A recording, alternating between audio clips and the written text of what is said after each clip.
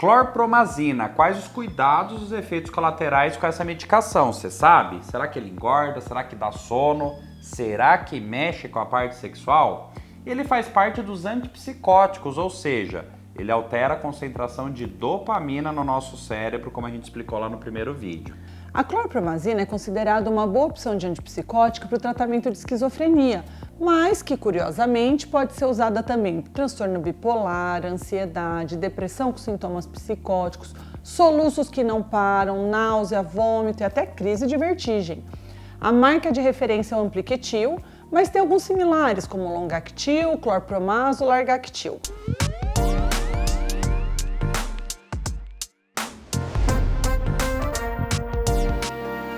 Bom, pessoal, eu sou a doutora Maria Fernanda, médica psiquiatra. Pessoal, tudo jóia? Dr. Saulo, médico neurologista. Bom, lá no primeiro vídeo falamos a fundo sobre para que serve o Ampliquetil, a clorpromazina. Mas sempre que se fala em remédio, qual que é o receio de todo mundo? Claro, os temidos efeitos colaterais. Será que a clorpromazina apresenta muitos riscos ou é uma droga segura? Mas antes eu queria dizer que você é muito importante aqui pra gente. Esse conteúdo é preparado para te ajudar. E vamos ajudar mais gente juntos? Curte aí esse vídeo, dá uma moral pro vídeo pra gente conseguir jogar ele para mais pessoas.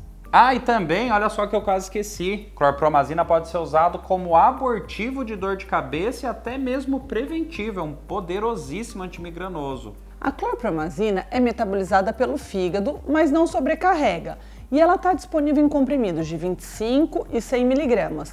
Tem também a versão de solução oral em gotas de 40 mg por ml e a versão injetável intramuscular que tem 25 mg a cada 5 ml em uma ampola. Como a meia-vida é de 16 a 30 horas, a clorpromazina pode ser tomada numa dose única diária, mas muitas vezes a gente divide em 2, às vezes até 3 tomadas durante o dia por conta da ação alfa-adrenérgica dela, que pode causar hipotensão.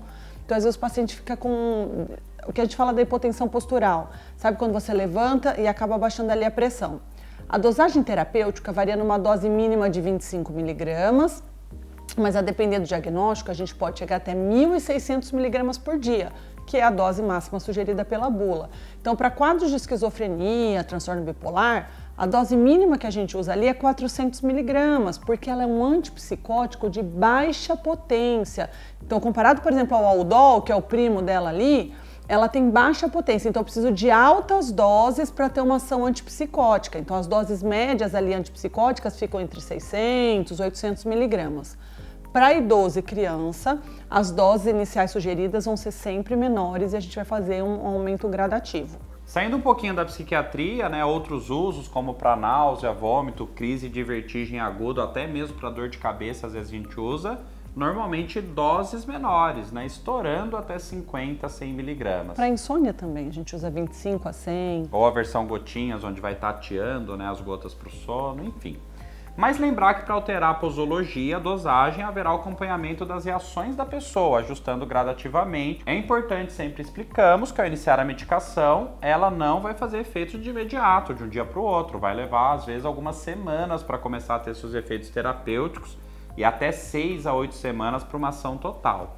Então, para a maior parte das indicações, você tem que ter um pouco de paciência no começo do tratamento. Você tomar ele um único dia não vai trazer benefício algum. E se não tiver uma melhora significativa em até 8 semanas, a gente precisa rever se a dose está adequada ou se não tem que substituir a medicação. Em relação aos efeitos colaterais no caso do Ampliquetil, vamos lá. Os efeitos de adaptação, que pode acontecer com qualquer outro antipsicótico, e quando falamos podem, não significa que vai acontecer, mas se acontecer, normalmente são transitórios e passam em alguns dias. Eles acontecem principalmente nas 2 primeiras semanas de tratamento. Os sintomas mais comuns aqui são tontura, sensação de cabeça pesada e sedação.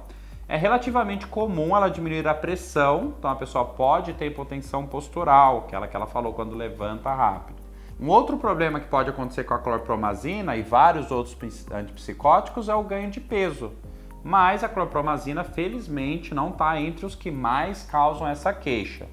Um efeito comum também, secura na boca e constipação intestinal, até mesmo podendo em alguns casos ter retenção urinária pela ação anticolinérgica dela. A clorpromazina é um antipsicótico de primeira geração. Então isso quer dizer o quê? Que ela atua ali no bloqueio do receptor de dopamina. Então, se você quiser entender mais isso, a gente está explicando melhor no primeiro vídeo que a gente fez. Vai estar aqui o link para você assistir. Mas sendo assim, o principal efeito colateral provocado pelos antipsicóticos de primeira geração é o que a gente chama da impregnação neuroléptica ou síndrome extrapiramidal.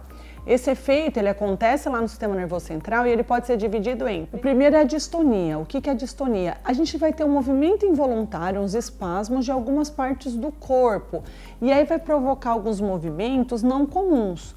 Então a pessoa, inclusive, pode até ficar um tempo sem conseguir se mexer por conta dessa contração involuntária do músculo. Ele contrai e aí fica difícil. Então, geralmente é na musculatura do pescoço, da boca, da língua, né? Pode ter até o que a gente fala da crise oculógera, quando os olhos são forçadamente desviados para cima. Segundo que a gente pode ter é o parkinsonismo medicamentoso. E aí a pessoa pode ter tremor de mão e perna, rigidez muscular, aumento de movimento repetitivo, uma fase sem expressão. Por isso que chama parkinsonismo, porque lembra muito os sintomas do Parkinson, né? Muitas vezes eles desaparecem, tá? Depois que você para com o remédio ou depois que você usa já ele por bastante tempo, o corpo vai acostumando e isso se resolve. O terceiro que a gente pode ter é a acatisia, que já é uma síndrome que se manifesta pela impossibilidade de ficar quieta, como se a pessoa tivesse uma inquietação na perna e ela não consegue ficar parada por muito tempo, ela precisa ficar ali meio mexendo, ela tá de pé, mas parece que ela tá meio que andando ali em cima, sabe? Então, isso pode acontecer, é mais raro, mas também é um dos efeitos. E o quarto é o que a gente fala da discinesia tardia, que são movimentos repetitivos e involuntários, principalmente da musculatura facial, perto da boca, língua, pescoço. Então, ou a pessoa põe a língua para fora, ou ela fica meio... Sabe como se estivesse lambendo o lábio? De um para o outro, ou fazendo algumas caretas assim, mas é sem vontade própria, né? Ou ela fica piscando repetidamente, assim, é tudo involuntário. Pode, às vezes, até o membro dar uma mexidinha ali. Quer saber mais sobre tudo isso que ela acabou de falar? Tem um vídeo bacana aqui no canal, a gente vai deixar lá na descrição para você dar uma olhadinha se tiver curiosidade. Esses efeitos que a Maria Fernanda falou são mais comuns que os antipsicóticos de primeira geração, como por exemplo a clorpromazina, mas como ela em especial tem baixa potência, o risco deles acontecerem acaba sendo menor se comparar, por exemplo, com o Aldol. E aqui uma boa notícia, no geral o Amplictil não costuma prejudicar a parte sexual, não altera a libido, nem prejudica a ereção ou tempo de orgasmo em homens e mulheres, pode até ocorrer algumas alterações em algumas pessoas, mas é exceção à regra. E aí, o que eu faço se eu esqueci de tomar o remédio? Tome assim que você lembrar e reinicie o esquema de uso, mas nunca tome 2 doses de uma única vez para compensar o esquecimento. A clorpromazina ela pode ser utilizada tanto em adultos quanto idosos e crianças, como a gente já falou. No caso de gestantes e lactantes, ela pode ser utilizada, mas desde que com muita cautela e supervisão médica. Então, geralmente a gente pede para evitar o uso, mas é importante lembrar que a decisão vai ter que ser tomada em conjunto ali, entre o paciente, o psiquiatra e o obstetra. E aí a mesma coisa para a amamentação. Um cuidado especial que precisamos ter com a clorpromazina é que ela diminui o limiar anticonvulsivante. Então, uma pessoa com epilepsia é indicado evitar o uso ou então se usar com muita cautela. Ela também pode aumentar a produção de prolactina e por isso ocasionar galactorreia, que é a secreção de leite pelas mamas. E bom, calma, né? A gente falou um monte de efeitos colaterais aqui, não quer dizer que vai acontecer, então calma, hein? E às vezes ter uma ou outra coisa não é motivo para abandonar o tratamento. A gente consegue remediar grande parte deles. Exato, faz parte de um processo. E é bom saber que temos algumas ou até mesmo várias alternativas no caso de necessidade. Bom, é também importante ressaltar que usar clorpromazina sem indicação é uso indevido, então não tome esse medicamento sem acompanhamento médico. A gente tem que lembrar sempre das condições pessoais de cada pessoa, então os efeitos variam muito. Eu tomo, vou ter um efeito, o Saulo pode ter outro. Se tem uma coisa que é muito clara hoje em dia é que cada pessoa precisa de uma estratégia única, exclusiva e personalizada. A gente brinca que a psicofarmacologia ainda é uma coisa muito artesanal. E antes que você se esqueça, aperta aí esse botãozinho para você seguir o canal, porque aí você vai ter acesso a todos os vídeos que a gente já fez por aqui e aos novos que virão. Um abraço, pessoal. Até mais.